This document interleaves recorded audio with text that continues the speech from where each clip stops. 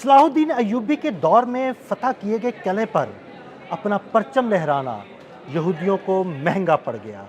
अब उसी किले में यहूदियों की कब्रें खोदी जाएंगी और कब्रें खोदेगी हिजबुल्लाह। इस बारे में आमिर रज़ा से बात करते हैं। आमिर भाई, लबनान में सलाहुद्दीन अय्यूबी के दौर का एक किला जिसको फतह किया था सलाहुद्दीन अय्यूबी ने, उस पर कब्ज़ा करने की बातें सामने आ रही हैं। इसराइली फ़ौज ने वहाँ पर अपना झंडा लहराया है। हिजबुल्लाह का क्या प्लान है? देखिए, पहली बात तो यह है कि इस किले को समझें। ये लेबनान में इसराइल और लेबनान की सरहद पर वो जगह है जहाँ से अगर आप इस किले पर काबज़ रहते हैं तो आपकी निगाह जो है दूर तक जो है चीज़ों को देख सकती है। और ये कोई पहला मौका नहीं है, इससे पहले 20 साल तक इसराइली इस किले पर रहे हैं। अच्छा। इनका बाकायदा फ़ौजी अड्डा था, लेकिन उसके बाद इनके इस फ़ौजी अड्डे के अंदर सबसे बड़ा इसराइलियों का कब्रिस्तान आज भी मौजूद है। अच्छा। यहूदियों का कब्रिस्तान आज भी मौजूद है। और ये सलाहुद्दीन अय्यूबी ने नाइट टेम्पलर से लिया था। नाइट टेम्पलर्स कौन हैं?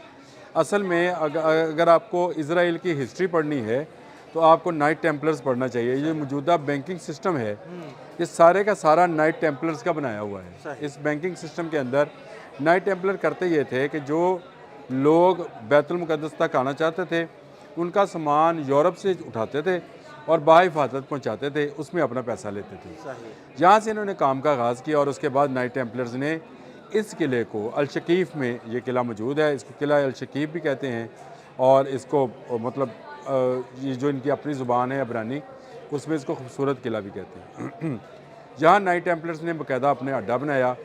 यहाँ से वो सूद वसूल करना शुरू हुए चीज़ों के ऊपर। जो चीज़ रखी उस पर पैसा वसूल किया और उसको अगर पहुँचाना है तो यूरोप तक, यहाँ से ताकि डकैतों से महफूज रहे। ये बनते बनते एक बड़ा फ़ौजी अड्डा बन गया। सलाहुद्दीन अय्यूबी ने जब हमला किया और उसका मुकाबला सलीबियों से था, उससे पहले यहूदी इस किले से शरारतें किया करते थे। तो यहीं पर उसने जो शरारतें और साजिशें इसी किले से होती थी। इसी को पहले उसने फ़तह किया और फ़तह करने के बाद नाइट टेम्पलर्स को यहाँ से निकाला, जो कि एक सूद का कारोबार चलाते थे, और ये यूरोप की तरफ निकल गए। इनका डायस्पोरा जो है वो शुरू हो गया। इसके बाद बैतुल मुक़द्दस उसने फ़तह किया, सलीबियों से हासिल किया, और सलीबियों से हासिल करने के बाद उसने वहाँ पे इस्लामी सल्तनत जो है वो कायम कर दी। करते करते 1256 में तक ये यहूदी दोबारा इस किले पर काबज़ हो गए। अभी ये इसराइल में नहीं बना है। इसराइल तो 48 में बनता है, 1948 में। ममलूक बादशाह था, उसने इस पर दोबारा कब्ज़ा कर लिया और इनको निकाला वहाँ से।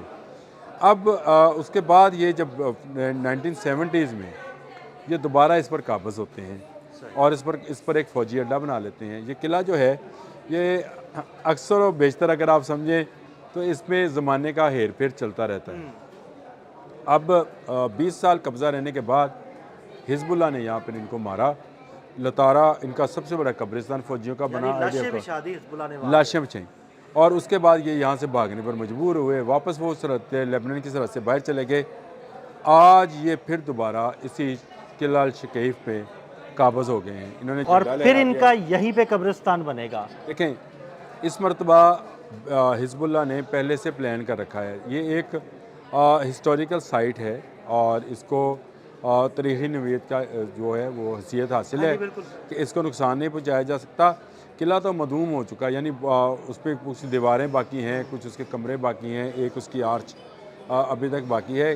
किला अपनी असल हालत में नहीं है, लेकिन ये निशानी है कि जिसने भी इस पर कब्ज़ा रखना है उसको जो है लेबनान का काबज़ समझा जाएगा। और हिजबुल्लाह इसको प्लान कर चुका था, उनको पता था, इसीलिए इसको खाली कर दिया गया। यानी मुझे लगता है हिजबुल्लाह ने कोई ट्रैप बनाया है। ये किला उनके लिए एक ट्रैप साबित होगा। 70s में इन्होंने यहाँ पर अपना फ़ौजी अड्डा कायम किया था, वैसे ही ये अपनी चीज़ों को यहाँ पर लाके इंस्टॉल करेंगे। इनके ख़्याल में ये इनकी बहुत बड़ी फ़तह है। लेकिन हिजबुल्लाह इस किले के इर्द गिर्द जो है एक पूरा जिसको कहते हैं गुरीला वार, उसकी तैयारी कर चुकी हुई है। और बहुत सारा साजो सामान पहले से मौजूद है। जैसे उनके पास आपको पता है फाइबर ऑप्टिक ड्रोन्स हैं। अब हाँ जी, फाइबर ऑप्टिक ड्रोन से तो बड़े ज़बरदस्त किस्म के हमले किए हैं। वो मैंने वीडियोस देखी हैं, बहुत सारी वीडियोस ऐसी हैं जो कि अब जारी की गई हैं और इसराइल को अच्छा खासा नुकसान पहुंचाया है। इसी किले में जो है इनकी दोबारा कब्रें खुदेंगी, दोबारा ये मौत का शिकार होंगे। ये किला इनके लिए किला अल मौत बनने वाला है इंशाअल्लाह। ये बात ज़हन में रखें। इनकी मौत लिखी है। सलाहुद्दीन अय्यूबी की रूह जो है वो अब हिजबुल्लाह में है और वो रूह इनसे इस किले से कब्ज़ा वापस लेगी। और यहूदी हर दौर में जब भी इस किले पर काबिज़ होते हैं उनको मार ही पड़ती है, मार पड़ती है और वापस भागते हैं। वापस लाशें उठा कर ले जाते हैं, यानी इनकी जो लाशें हैं कुछ तो यहाँ ही दफन हो जाती है, कुछ उठा जितनी हिस्ट्री आपने बताई और जितनी हिस्ट्री मैंने भी पढ़ी, जब जब यहूदियों ने इस किले पर हमला किया, इस पर कब्जे की कोशिश की, कुछ अरसा तो काबिज रहे, लेकिन उसके बाद फिर इन्होंने मुसलमानों के हाथों बड़ी मार खाई। मुझे बड़ा एक मौका दे कि मुझे ये बताने का कि ये किला यहूदियों के लिए मनहूस है। इसकी फतह जो है, ये झंडा लहराना जो है, ये वक्ती है। आपको अगले आने वाले चंद दिन के अंदर समझ आएगी कि अल-शकीफ का किला हिजबुल्लाह ने क्यों छोड़ा था और हिजबुल्लाह ने हटकर क्या प्लान बना रखा है। ये एक बड़ा प्लान है जिससे ना सिर्फ इनकी पेशकदमी रुकेगी बल्कि ये दोबारा वापस अपनी ज़रअत के अंदर जाएंगे। बल्कि आमिर भाई, मैं तो ये कहूँगा कि ये हिजबुल्लाह का बड़ा प्लान नहीं, ये हिजबुल्लाह का इसराइली फ़ौजियों के लिए बड़ा ट्रैप है। ये बिल्कुल ट्रैप है। ये ट्रैप इस तरह से है कि ये इसके किले के इर्द गिर्द ही अपनी सारी छौनी को, जैसे इन्होंने पहले डेवलप की थी, दोबारा अपनी छौनी ही डेवलप करेंगे। नाइट टेम्पलर्स ने भी यही काम किया था।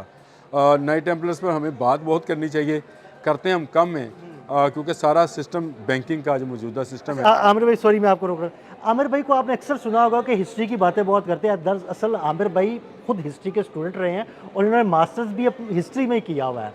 हाँ बिल्कुल सही। चले, अच्छा कि आपने बता दिया। मैंने पॉलिटिकल साइंस और हिस्ट्री दोनों में किया, गवर्नमेंट कॉलेज लाहौर से हिस्ट्री में और पंजाब यूनिवर्सिटी से पॉलिटिकल साइंस। चले कभी बात करेंगे, ये बातें तो होती रहेंगी। इसलिए हिस्ट्री की बातें जब मैं आपसे करता हूँ तो बड़ा मज़ा आता है। तो ये पढ़ने का, ये जो चीज़ें हैं ये इनको पढ़ना भी चाहिए और हमें समझना भी चाहिए। ज़रूरी नहीं है एकदम से जब मीडिया ने ये बात उठाई कि किले पर कब्जा हो गया, किले पर कब्जा हो गया, लेकिन किसी ने ये नहीं बताया कि भाई इस किले की हिस्ट्री क्या है, इसकी और अहमियत यहूदी क्या इसमें है, हमेशा मार और खाते यहूदी यहाँ पे हमेशा मार खाते रहे। किसी ने ये नहीं बताया। देखें, सलाहुद्दीन अय्यूबी ने मारा, फिर ममलूक ने मारा, फिर उसके बाद हिजबुल्लाह ने मारा, इनको यहाँ से निकाला। ये इसकी लंबी हिस्ट्री है। जब जब इन्होंने कब्ज़ा किया है तब तब इनकी शामत आई है। और मेरा ख्याल है कि इस जंग में भी जो हिजबुल्लाह के ख़िलाफ़ ये लड़ रहे हैं, इसमें इनकी शामत अमाल आज से शुरू हो गई है।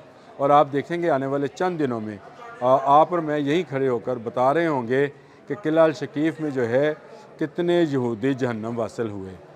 ये इनको बिल्कुल आपने सही कहा कि ट्रैप किया गया है, घेरा गया है। ये पहले भी किया गया था। इनका सामान यहाँ तक आने दिया जाएगा और उसके बाद उस गुरीला वार का, जिसमें फाइबर ऑप्टिक जो है ड्रोन्स यूज़ किए जाएंगे और रॉकेट्स का इस्तेमाल किया जाएगा और इनकी छौनी को जो है उड़ाया जाएगा ताकि बड़े पैमाने पर नुकसान पहुँचाया जा सके।